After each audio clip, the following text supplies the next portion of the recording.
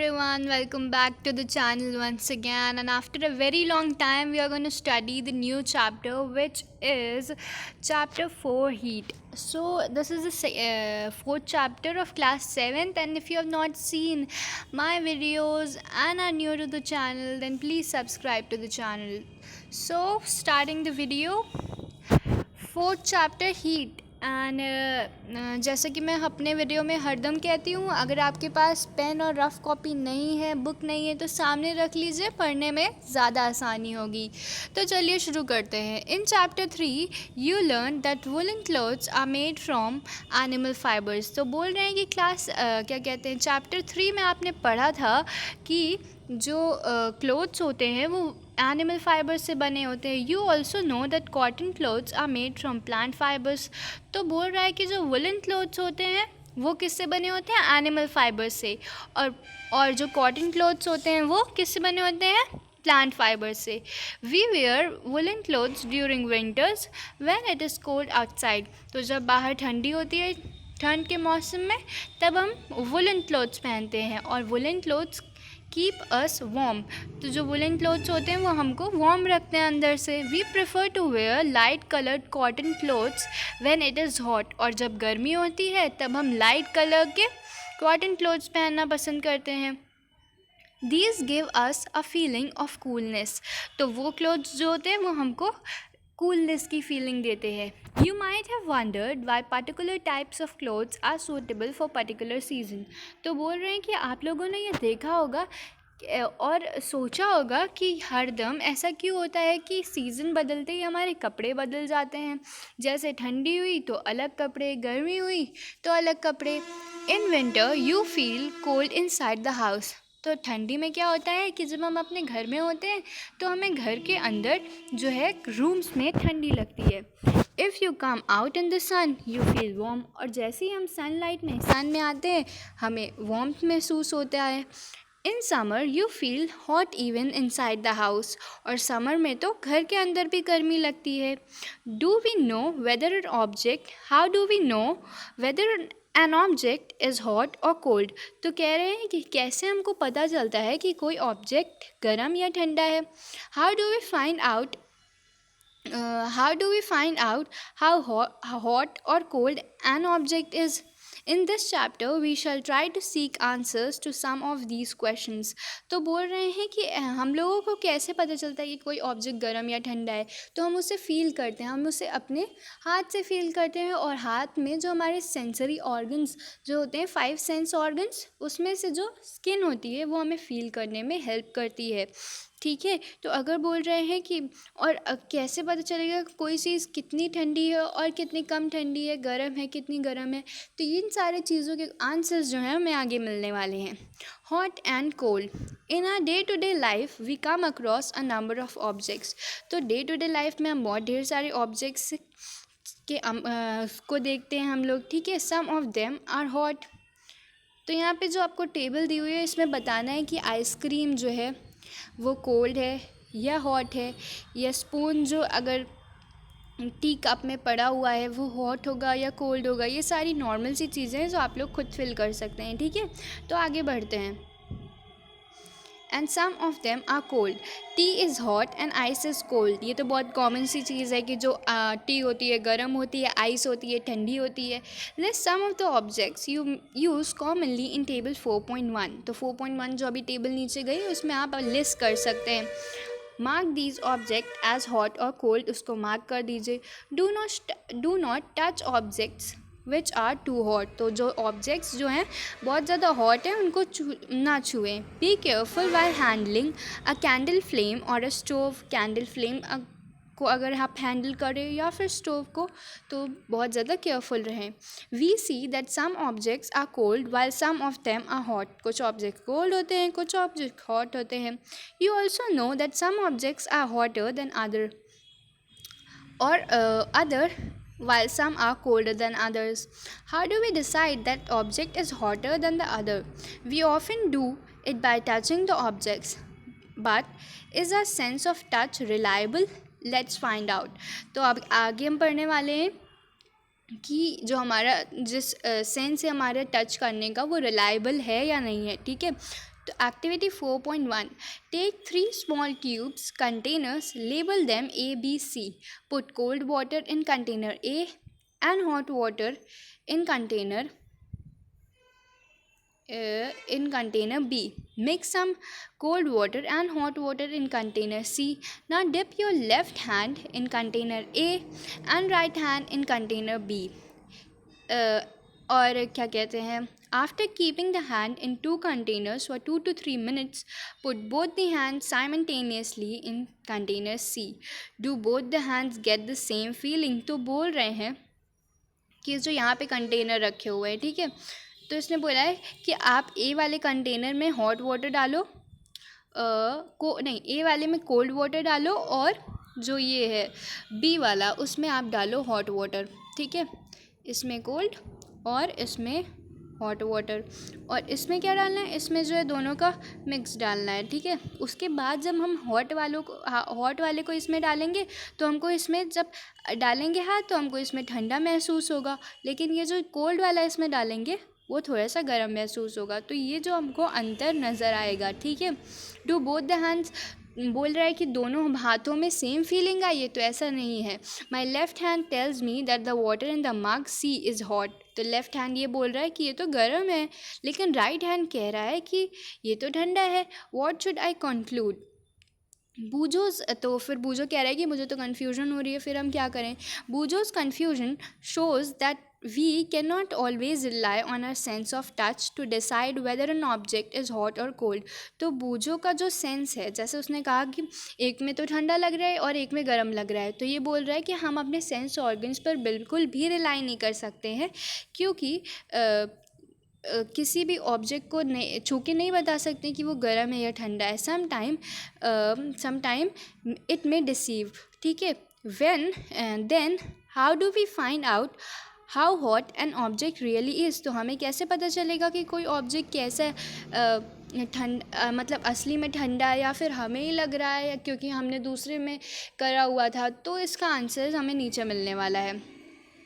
A reliable measure of hotness of an object it is temperature. तो temperature की बात की गई है कि अगर आपसे क्वेश्चन पूछा जाए कि what is temperature, a reliable measure of the hotness of N object is its temperature, ठीक है। तो आपकी ये जो है डेफिनेशन हो जाएगी।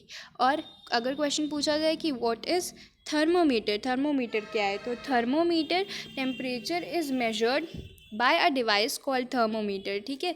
तो आंसर हो जाएगी कि टेम्परेचर जो मेजर किया जाता है डिवाइस में, उस जिस डिवाइस से किया जाता है टेम्परेचर मेजर, वो होता है thermometer.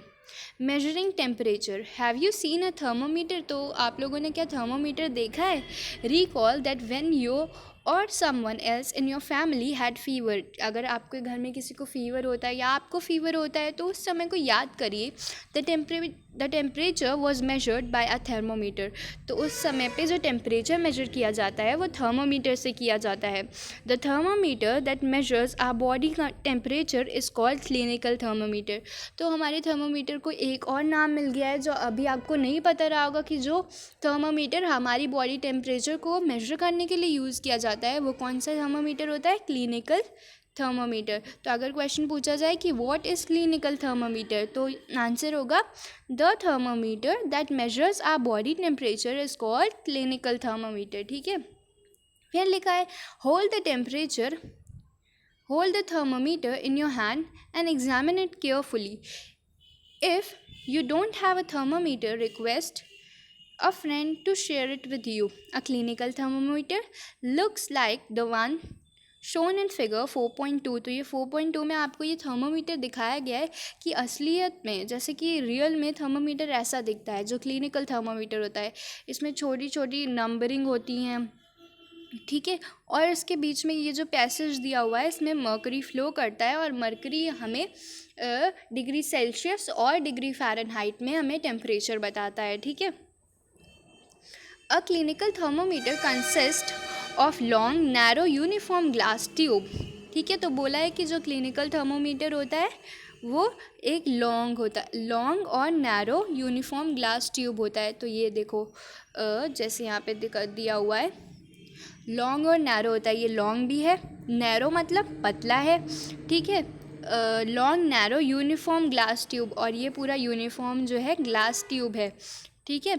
It has a bulb at one end, तो इसके बल्ब की जो बात करी गई है, ये रहा इसका बल्ब, ये होता है बल्ब, ठीक है। एक narrow, it has a bulb और at one end this bulb contains mercury, और वो जो बल्ब है ऊपर उसमें क्या होती है, मर्करी होती है। Outside the bulb a small shining thread of mercury can be seen, तो बल्ब के बाहर भी यहाँ पर ये जो है मर्करी की जो लाइन ये दिख रही है, ये भी देखी जा सकती है आसानी से, ठीक है। If you do not see the mercury thread rotate the thermometer a bit till you see it, तो थर्मोमीटर को अगर आप ऐसे रोटेट करेंगे तो आपको हिलता हुआ जब अंदर मर्करी दिखेगा तो वो आसानी से दिख सकता है। You will also find a scale on the thermometer, और थर्मोमीटर पर इस तरह की स्केल भी आपको दिखाई देगी, जिससे आप जो है डिग्री सेल्सियस और फ़ारेनहाइट में मेजर कर सकते हैं अपना temperature.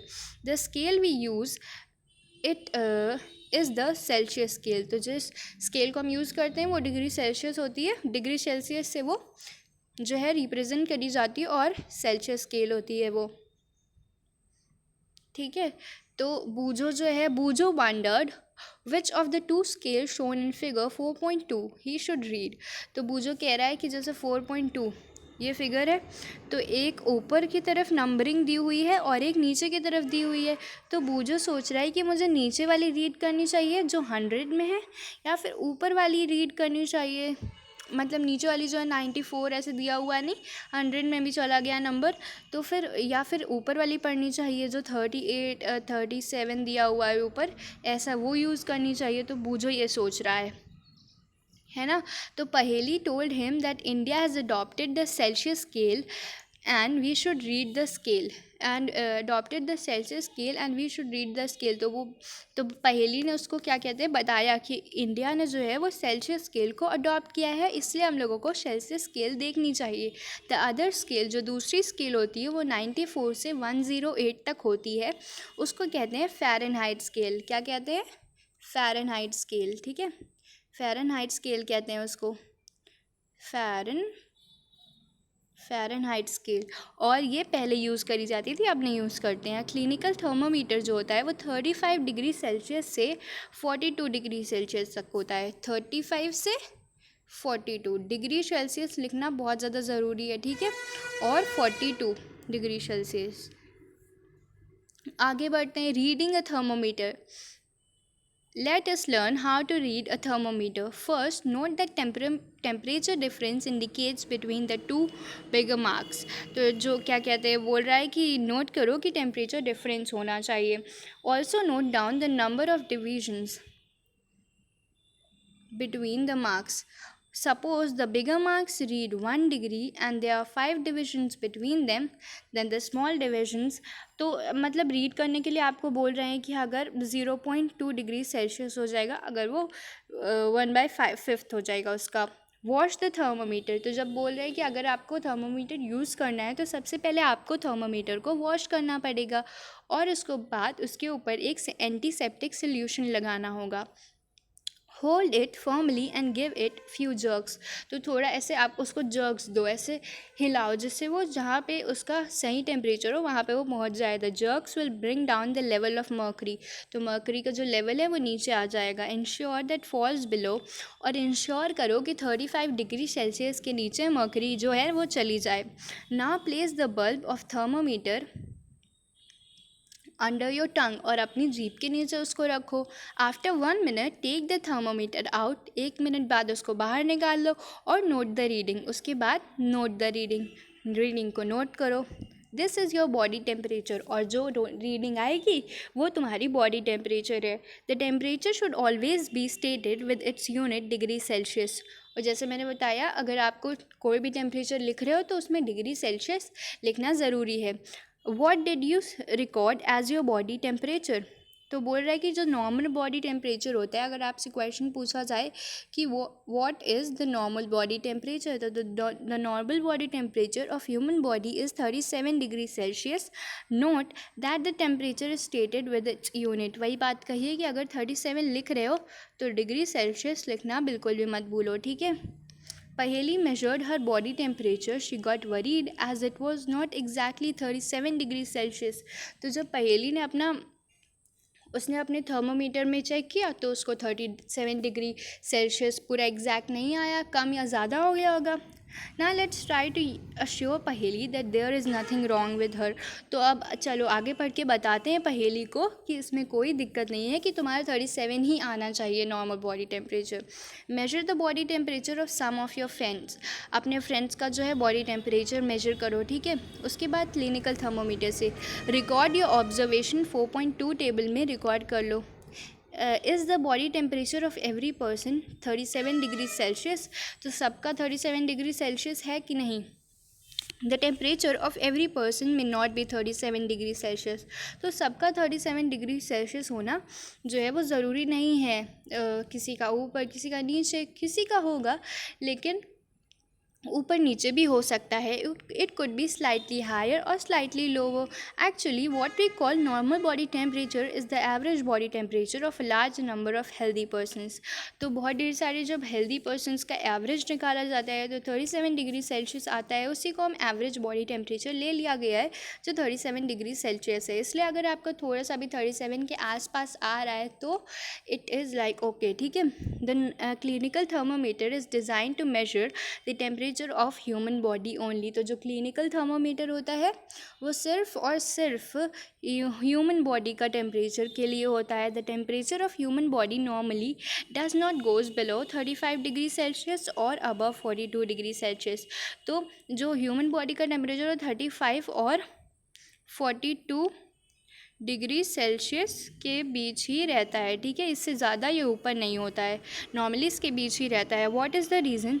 That is the reason that this thermometer has range. और इसी वजह से थर्मोमीटर की जो रेंज होती है वो 35 डिग्री सेल्सियस तो 42 डिग्री सेल्सियस ही होती है.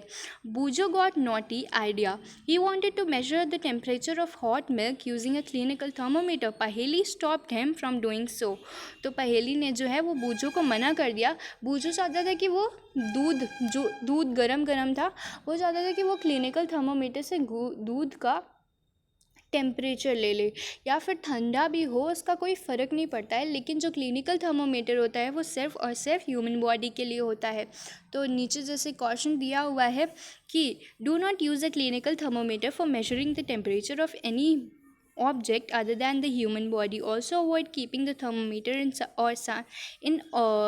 in the sun or near a flame, it may break. तो लिखा हुआ है कि क्लिनिकल थर्मोमीटर को किसी और चीज़ पे ना यूज़ करें, सिर्फ और सिर्फ उससे ह्यूमन बॉडी टेम्परेचर ही मेजर करें. और हाँ, उसको सन या फ्लेम के पास ना रखें क्योंकि वो टूट सकता है, ठीक है. तो आज की क्लास में हम बस इतना ही पढ़ेंगे. इस पार्ट में हम यहीं तक पढ़ेंगे. और चैनल को सब्सक्राइब कर दीजिए अगर नहीं किया है. और क्या कहते हैं, अगर कोई भी क्वेश्चन हो तो ज़रूर पूछ ले.